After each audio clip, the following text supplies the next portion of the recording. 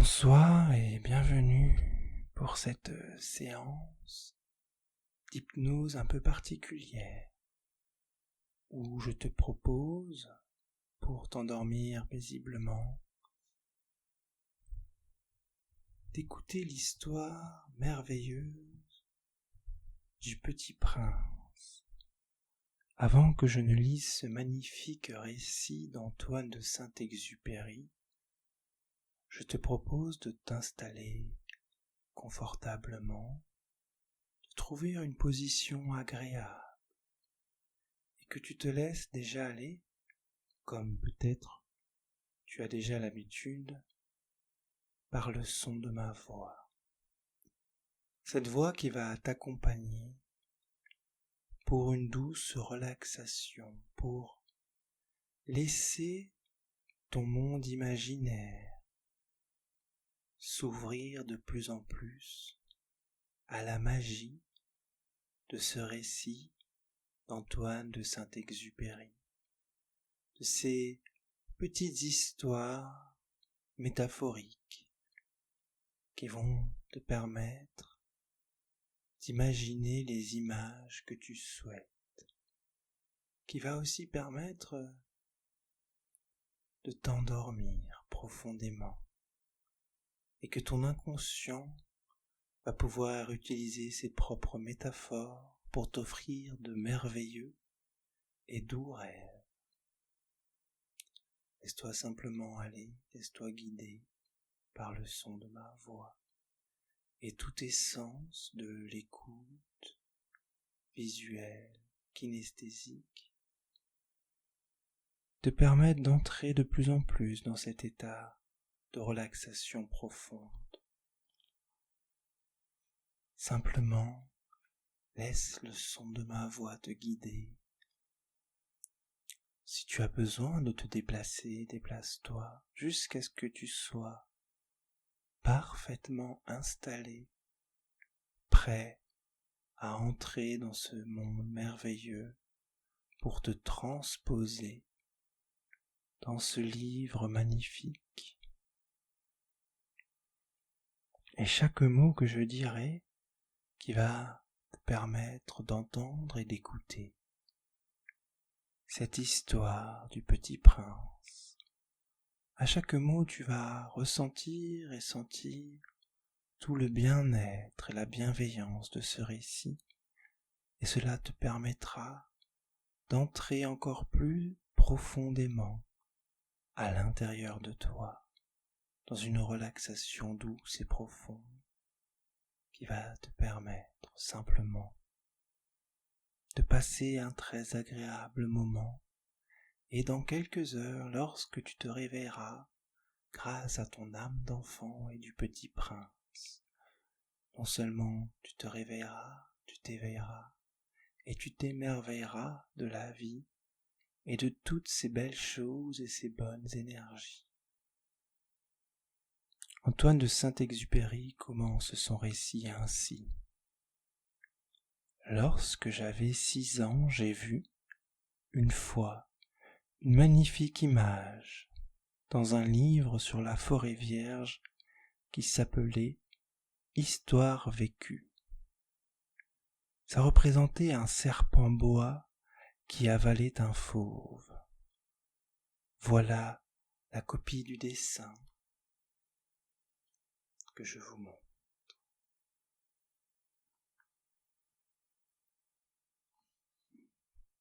On disait dans le livre, les serpents boa avalent leur proie tout entière sans la mâcher. Ensuite, ils ne peuvent plus bouger et ils dorment pendant les 6 mois de leur digestion. J'ai alors beaucoup réfléchi sur les aventures de la jungle et, à mon tour, j'ai réussi avec un crayon de couleur à tracer mon premier dessin, mon dessin numéro 1. Il était comme cela.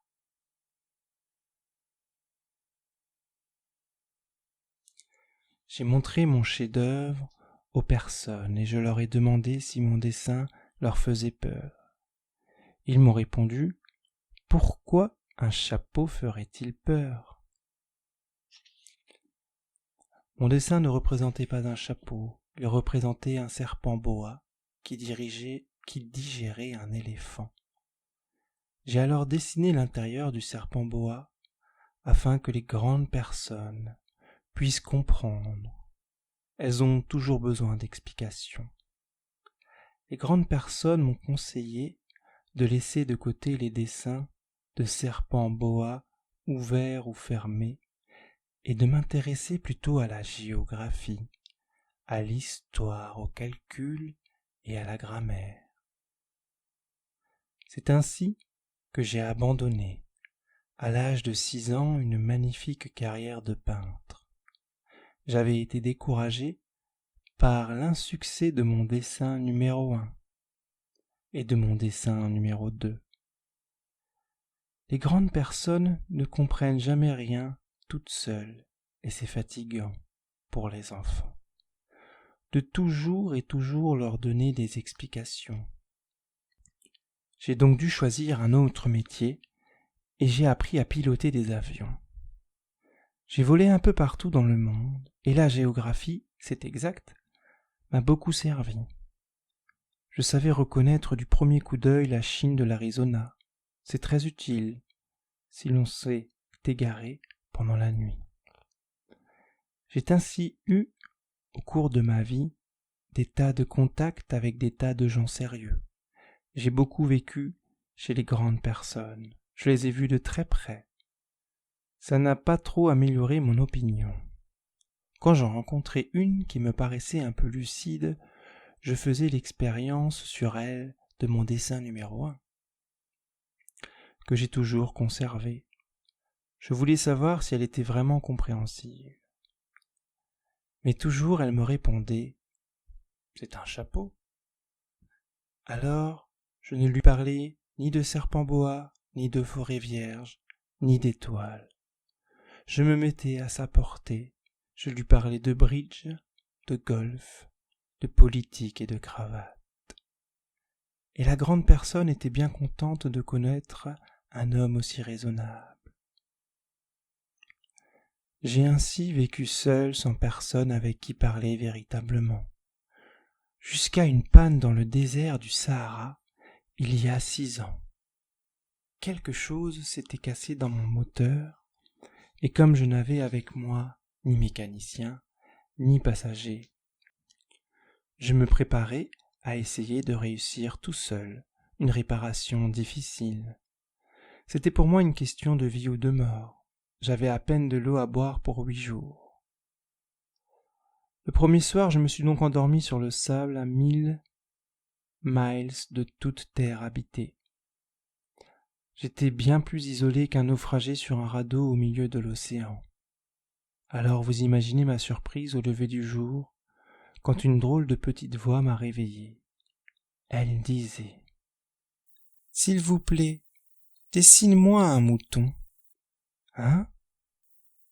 Dessine-moi un mouton. J'ai sauté sur mes pieds comme si j'avais été frappé par la foudre. J'ai bien frotté mes yeux. J'ai bien regardé, et j'avais un petit bonhomme tout à fait extraordinaire qui me considérait gravement. Voilà le meilleur portrait que plus tard j'ai réussi à faire de lui. Le petit prince.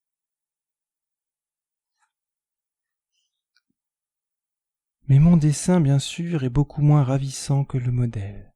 Ce n'est pas ma faute. J'avais été découragé dans ma carrière de peintre par les grandes personnes à l'âge de 6 ans. Et je n'avais rien appris à dessiner, sauf les boas fermés et les boas ouverts. Je regardais donc cette apparition avec des yeux tout ronds d'étonnement. N'oubliez pas que je me trouvais à 1000 miles de toute région habitée. Or, mon petit bonhomme ne me semblait ni égaré, ni mort de fatigue, ni mort de faim, ni mort de soif, ni mort de peur. Il n'avait en rien l'apparence d'un enfant perdu au milieu du désert, à 1000 miles de toute région habitée. Quand je réussis enfin à parler, je lui dis « Mais que fais-tu là ?» Et il me répéta alors tout doucement comme une chose très sérieuse. « S'il vous plaît, dessine-moi un mouton. » Quand le mystère est trop impressionnant, on n'ose pas désobéir. Aussi absurde que cela me sembla à 1000 miles de tout endroit habité et en danger, je sortis de ma poche une feuille de papier et un stylographe. Mais je me rappelai alors que j'avais surtout étudié la géographie, l'histoire, le calcul et la grammaire. Et je dis au petit bonhomme, avec un peu de mauvaise humeur, que je ne savais pas dessiner. Il me répondit « Ça ne fait rien. Dessine-moi un mouton. » Comme je n'avais jamais dessiné un mouton, je refis pour lui l'une des 2 seuls dessins dont j'étais capable, celui du boa fermé. Et je fus stupéfait d'entendre le petit bonhomme me répondre « Non, non, je ne veux pas d'un éléphant dans un boa. Un boa, c'est très dangereux, et un éléphant, c'est très encombrant. Chez moi, c'est tout petit. J'ai besoin d'un mouton.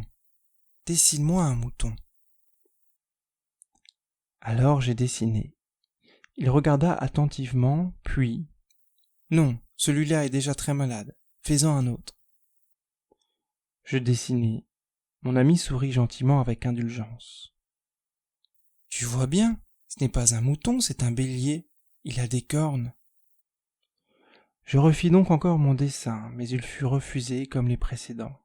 « Celui-là est trop vieux. Je veux un mouton qui vive longtemps. » Alors, faute de patience, comme j'avais hâte de commencer le démontage de mon moteur, je griffonnai ce dessin et je lançai. Ça, c'est la caisse. Le mouton que tu veux est dedans. Mais je fus bien surpris de voir s'illuminer le visage de mon jeune juge. C'est tout à fait comme ça que je le voulais. Crois-tu qu'il faille beaucoup d'herbe à ce mouton ? Pourquoi ? Parce que chez moi c'est tout petit. Ça suffira sûrement. Je t'ai donné un tout petit mouton. Il pencha la tête vers le dessin. Pas si petit que ça, tiens. Il s'est endormi. Et c'est ainsi que je fis la connaissance du petit prince. Il me fallut longtemps pour comprendre d'où il venait. Le petit prince, qui me posait beaucoup de questions, ne semblait jamais entendre les miennes. Ce sont des mots prononcés par hasard qui, peu à peu, m'ont tout révélé.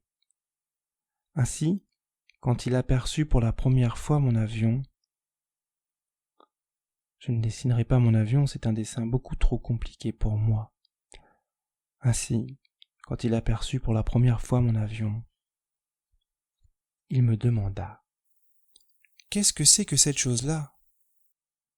Ce n'est pas une chose, ça vole, c'est un avion, c'est mon avion.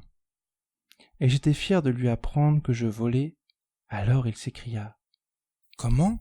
Tu es tombé du ciel ?» « Oui, » fis-je modestement. « Ah ça c'est drôle !» Et le petit prince eut un très joli éclat de rire qui m'irrita beaucoup. Je désire que l'on prenne mes malheurs au sérieux. Puis il ajouta « Alors, toi aussi tu viens du ciel ? De quelle planète es-tu » J'entrevis aussitôt une lueur dans le mystère de sa présence, et j'interrogeai brusquement « Tu viens donc d'une autre planète ?» Mais il ne me répondit pas. Il hochait la tête tout doucement, tout en regardant mon avion. « C'est vrai que, là-dessus, tu ne peux pas venir de bien loin. » Et il s'enfonça dans une rêverie qui dura longtemps. Puis, sortant mon mouton de sa poche, il se plongea dans la contemplation de son trésor. Vous imaginez combien j'avais pu être intrigué par cette demi-confidence sur les autres planètes. Je m'efforçai donc d'en savoir plus long. D'où viens-tu, mon petit bonhomme ? Où est-ce que c'est chez toi ? Où veux-tu emporter mon mouton ? Il me répondit après un silence méditatif. Ce qui est bien avec la caisse que tu as donnée, c'est que la nuit, ça lui servira de maison. Bien sûr, et si tu es gentil, je te donnerai aussi une corde pour l'attacher pendant le jour, et un piquet. La proposition parut choquer le petit prince. L'attacher ? Quelle drôle d'idée. Mais si tu ne l'attaches pas, il ira n'importe où, et il se perdra. Et mon ami eut un nouvel éclat de rire. Mais où veux-tu qu'il aille ? N'importe où, droit devant lui. Alors le petit prince remarqua gravement. Ça ne fait rien, c'est tellement petit chez moi. Et, avec un peu de mélancolie, peut-être il ajouta. Droit devant, soit on ne peut pas aller bien loin. J'avais ainsi appris une seconde chose très importante, c'est que sa planète d'origine était à peine plus grande qu'une maison. Ça ne pouvait pas m'étonner beaucoup. Je savais bien qu'en dehors des grosses planètes comme la Terre, Jupiter, Mars, Vénus, auxquelles on a donné des noms, il y a des centaines d'autres qui sont quelquefois si petites qu'on a beaucoup de mal à les apercevoir au télescope. Quand un astronome découvre l'une d'elles, il lui donne pour nom un numéro et l'appelle par exemple l'astéroïde 325. J'ai des sérieuses raisons de croire que la planète d'où venait le petit prince est l'astéroïde B612. Cet astéroïde n'a été aperçu qu'une fois au télescope en 1909 par un astronome turc. Il avait fait alors une grande démonstration de sa découverte à un congrès international d'astronomie. Mais personne ne l'avait cru à cause de son costume. Les grandes personnes sont comme ça. Heureusement, pour la réputation de l'astéroïde B612, un dictateur turc imposa à son peuple sous peine de mort de s'habiller à l'européenne. L'astronome refit sa démonstration en 1920 dans un habit très élégant. Et cette fois-ci tout le monde fut de son avis. Si je vous ai raconté ces détails sur l'astéroïde B612, et si je vous ai confié son numéro, c'est à cause des grandes personnes. Les grandes personnes aiment les chiffres. Quand vous leur parlez d'un nouvel ami, elles ne vous questionnent jamais sur l'essentiel. Elles ne vous disent jamais « Quel est le son de sa voix ? Quels sont les jeux qu'il préfère ? Est-ce qu'il collectionne les papillons ? » Elles vous demandent « Quel âge a-t-il ? Combien a-t-il de frères ? Combien pèse-t-il ? Combien gagne son père ? » Alors seulement elles croient le connaître. Si vous dites aux grandes personnes « J'ai vu une belle maison en briques roses, avec des géraniums aux fenêtres et des colombes sur le toit », elles ne parviennent pas à s'imaginer cette maison. Il faut leur dire « J'ai vu une maison de 100 000 francs ». Alors ils s'écrient « Comme c'est joli ». Ainsi, si vous leur dites « La preuve que le petit prince a existé, c'est qu'il était ravissant, qu'il riait, qu'il voulait un mouton ». Quand on veut un mouton, c'est la preuve qu'on existe. Elles hausseront les épaules et vous traiteront d'enfant. Mais si vous leur dites « La planète d'où il venait est l'astéroïde B612 », alors elles seront convaincues et elles vous laisseront tranquille avec leurs questions. Elles sont comme ça, il ne faut pas leur en vouloir. Les enfants doivent être très indulgents envers les grandes personnes. Mais bien sûr, nous qui comprenons la vie, nous nous moquons bien des numéros. J'aurais aimé commencer cette histoire à la façon de conte de fées. J'aurais aimé dire « Il était une fois un petit prince qui habitait une planète à peine plus grande que lui, et qui avait besoin d'un ami. » Pour ceux qui comprennent la vie, ça aurait eu l'air beaucoup plus vrai. Car je n'aime pas qu'on lise mon livre à la légère. J'éprouve tout de chagrin à raconter ces souvenirs. Il y a 6 ans déjà que mon ami s'en est allé avec son mouton. Si j'essaie ici de le décrire, c'est afin de ne pas l'oublier. C'est triste d'oublier un ami. Tout le monde n'a pas eu d'amis. et je puis devenir comme les grandes personnes qui ne s'intéressent plus qu'aux chiffres. C'est donc pour ça encore que j'ai acheté une boîte de couleurs et des crayons. C'est dur de se remettre au dessin à mon âge, quand on n'a jamais fait d'autres tentatives que celle d'un boa fermé et celle d'un boa ouvert, à l'âge de 6 ans. J'essaierai bien sûr de faire des portraits les plus ressemblants possibles, mais je ne suis pas tout à fait certain de réussir. Un dessin va et l'autre ne ressemble plus. Je me trompe un peu aussi sur la taille. Ici le petit prince est trop grand, là il est trop petit. J'hésite aussi sur la couleur de son costume. Alors je tâtonne comme ci et comme ça, tant bien que mal. Je me tromperai enfin sur certains détails plus importants, mais ça, il faudra me le pardonner. Mon ami ne donnait jamais d'explication. Il me croyait peut-être semblable à lui. Mais moi, malheureusement, je ne sais pas voir les moutons à travers les caisses. Je suis peut-être un peu comme les grandes personnes. J'ai dû vieillir. Chaque jour, j'apprenais quelque chose sur la planète, sur le départ, sur le voyage. Ça venait tout doucement au hasard des réflexions.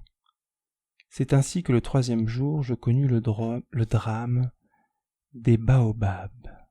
Cette fois-ci encore, ce fut grâce aux moutons, car brusquement le petit prince m'interrogea, comme pris d'un doute grave. « C'est bien vrai, n'est-ce pas, que le mouton mange des arbustes ?»« Oui, c'est vrai. »« Ah, je suis content. » Je ne compris pas pourquoi il était si important que les moutons mangent les arbustes.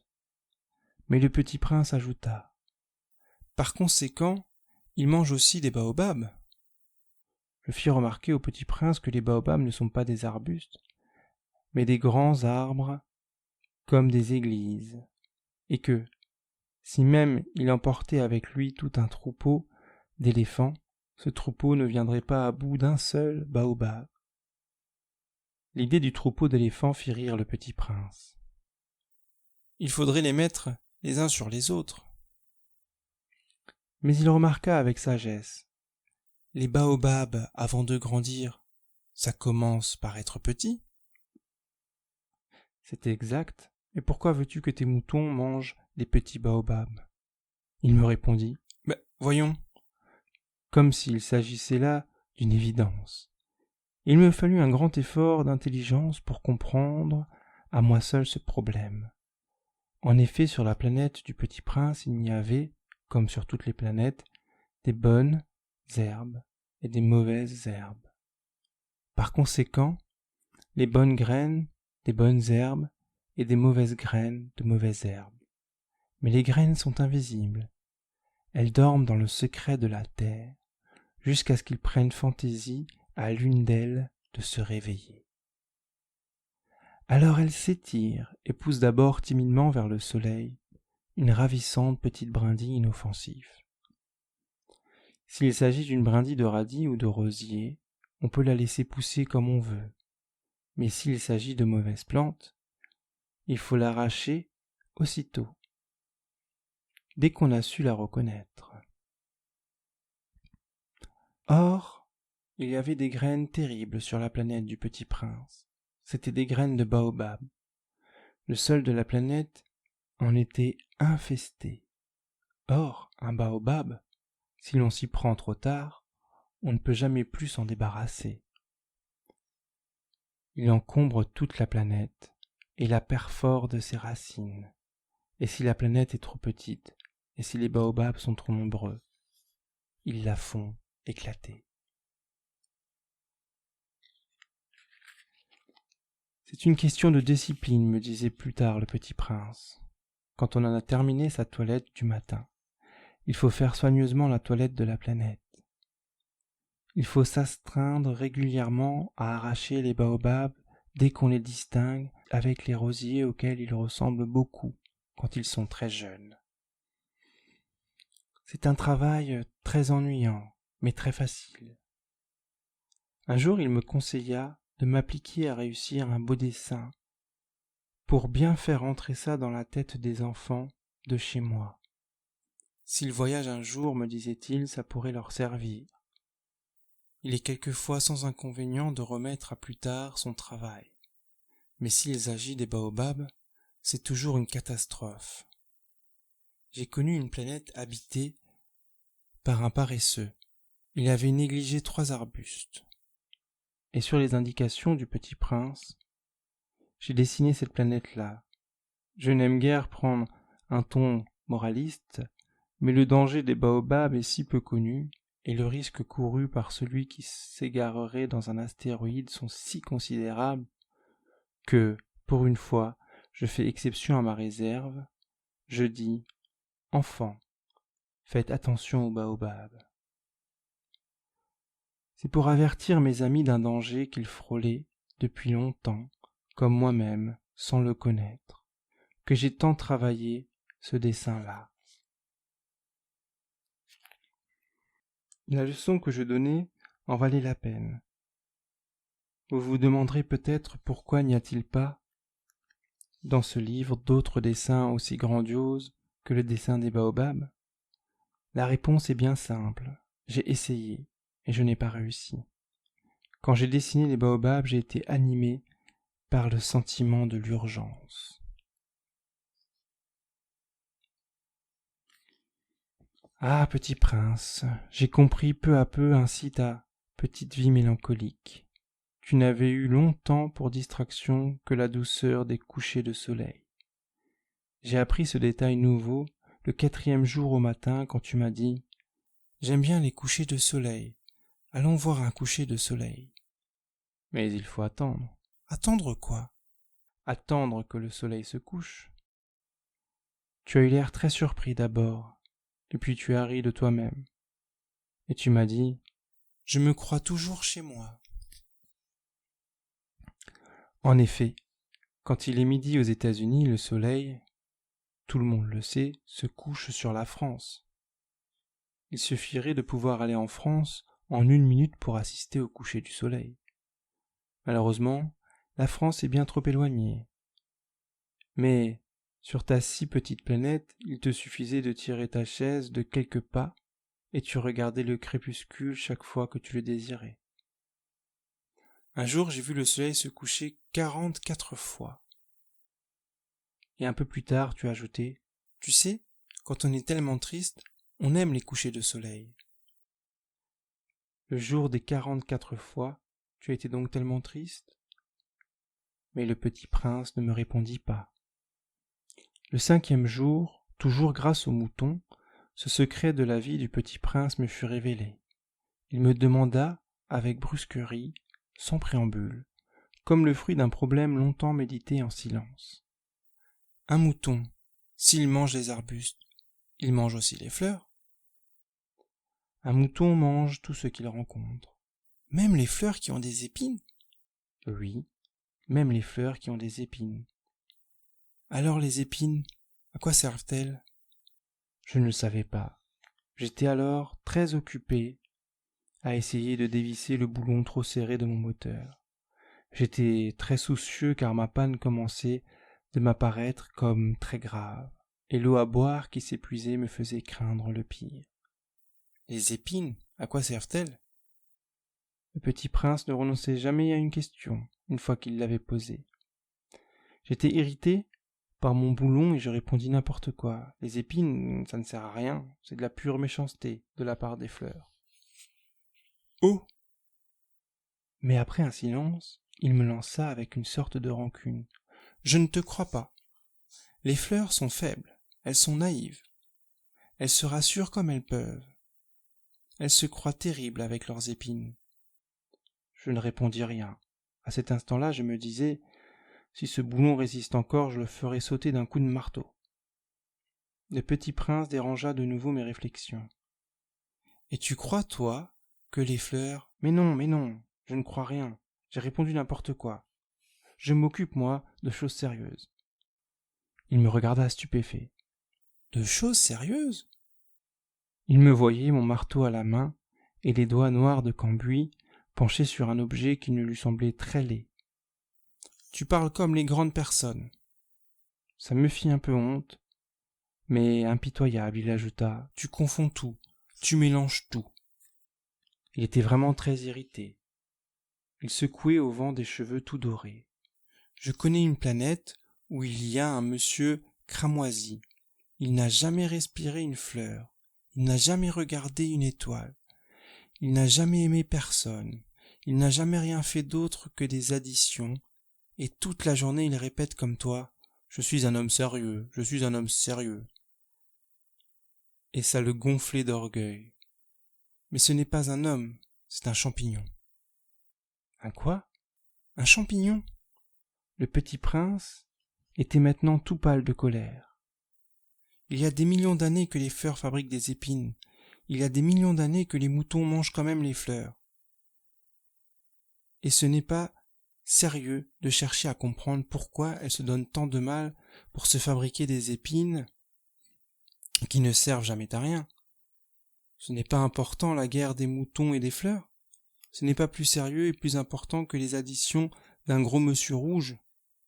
Et si je connais moi une fleur unique au monde, qui existe nulle part sauf dans ma planète, et qu'un petit mouton peut anéantir d'un seul coup comme ça, un matin, sans se rendre compte de ce qu'il fait, ce n'est pas important tout ça?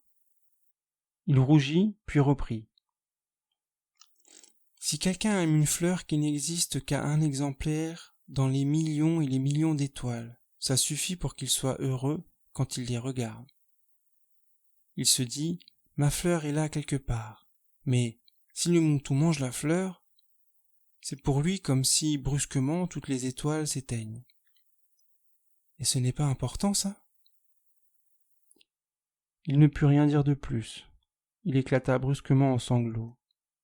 La nuit était tombée. J'avais lâché mes outils, je me moquais bien de mon marteau, de mon boulon, de la soif et de la mort. Il y avait, sur une étoile, une planète, la mienne, la terre, un petit prince à consoler. Je le pris dans les bras, je le berçai. Je lui disais, la fleur que tu aimes n'est pas en danger. Je lui dessinerai une muselière à ton mouton. Je te dessinerai une armure pour ta fleur. Je ne savais pas trop quoi dire. Je me sentais très maladroit. Je ne savais comment l'atteindre ou le rejoindre. C'est tellement mystérieux, le pays des larmes. J'ai appris bien vite à mieux connaître cette fleur. Il y avait toujours eu sur la planète du Petit Prince des fleurs très simples, ornées d'un seul rang de pétales, qui ne tenaient point de place et qui ne dérangeaient personne. Elles apparaissaient un matin dans l'herbe, et puis elles s'éteignaient le soir. Mais celle-là avait germé un jour d'une graine apportée d'on ne sait où. Et le Petit Prince avait surveillé de très près cette brindille qui ne ressemblait pas aux autres brindilles. Ça ne pouvait être un nouveau genre de baobab. Mais l'arbuste cessa vite de croître et commença de préparer une fleur. Le Petit Prince, qui insistait à l'installation d'un bouton énorme, sentait bien qu'il en sortirait une apparition miraculeuse. Mais la fleur n'en finissait pas de se préparer à être belle. À l'abri de sa chambre verte, elle choisit avec soin ses couleurs. Elle s'habillait lentement. Elle ajustait un à un ses pétales. Elle ne voulait pas sortir toute fripée comme les coquelicots. Elle ne voulait apparaître que dans le plein rayonnement de sa beauté. Et oui, elle était très coquette. Sa toilette mystérieuse avait donc duré des jours et des jours. Et puis voici qu'un matin, justement à l'heure du lever du soleil, elle s'était montrée. Et elle, qui avait travaillé avec tant de précision, dit en bâillant « Oh, je me réveille à peine, je vous demande pardon, je suis encore toute décoiffée. » Le Petit Prince, alors, ne put contenir son admiration. « Que vous êtes belle, n'est-ce pas ?» répondit doucement la fleur. « Et je suis née en même temps que le soleil. » Le Petit Prince devina bien qu'elle n'était pas trop modeste, mais elle était si émouvante. « C'est l'heure, je crois, du petit déjeuner, avait-elle bientôt ajouté. Auriez-vous la bonté de penser à moi ?» Et le petit prince, tout confus, ayant été chercher un arrosoir d'eau fraîche, avait servi la fleur. Ainsi l'avait-elle bien vite tourmentée par sa vanité un peu ombrageuse. Un jour, par exemple, parlant de ses 4 épines, elle avait dit au petit prince : « Ils peuvent venir, les tigres, avec leurs griffes. » « Il n'y a pas de tigres sur ma planète, » avait objecté le petit prince. « Et puis les tigres ne mangent pas d'herbe. »« Je ne suis pas une herbe, » avait doucement répondu la fleur. « Pardonnez-moi. Je ne crains rien des tigres, mais j'ai horreur des courants d'air. Vous n'auriez pas un paravent ? » « Horreur des courants d'air ? Ce n'est pas de chance pour une plante, » avait remarqué le petit prince. « Cette fleur est bien compliquée. Le soir, vous vous mettrez sous globe. Il fait très froid chez vous. C'est mal installé, là d'où je viens. » Mais elle s'était interrompue. Elle était venue sous forme de graine. Elle n'avait rien pu connaître des autres mondes. Humiliée de s'être laissée surprendre à préparer un mensonge aussi naïf, elle avait toussé 2 ou 3 fois pour mettre le petit prince dans son tort. « Ce paravent. J'allais le chercher, mais vous me parliez. » Alors elle avait forcé sa toux pour lui infliger quand même des remords. Ainsi le petit prince, malgré la bonne volonté de son amour, avait vite douté d'elle. Il avait pris au sérieux des mots sans importance, et était devenu très malheureux. « J'aurais dû ne pas l'écouter, » me confia-t-il un jour. « Il ne faut jamais écouter les fleurs, il faut les regarder et les respirer. La mienne embaumait ma planète, et je ne savais pas m'en réjouir. Cette histoire de griffes qui m'avait tellement agacé eût dû m'entendrir. » Il me confia encore. « Je n'ai alors rien su comprendre. J'aurais dû la juger sur les actes et non sur les mots.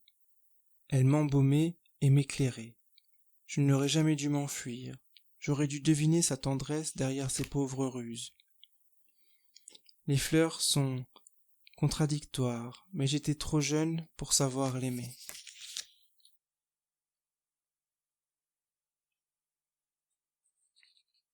Et maintenant, nous allons faire une pause pour ce petit prince. Et avec toutes ces belles images de moutons, de planètes et de fleurs, tu peux t'endormir paisiblement, tranquillement et doucement, faire de très beaux rêves et continuer cette transe afin de t'endormir parfaitement. Et la suite dans une prochaine vidéo de ce petit prince.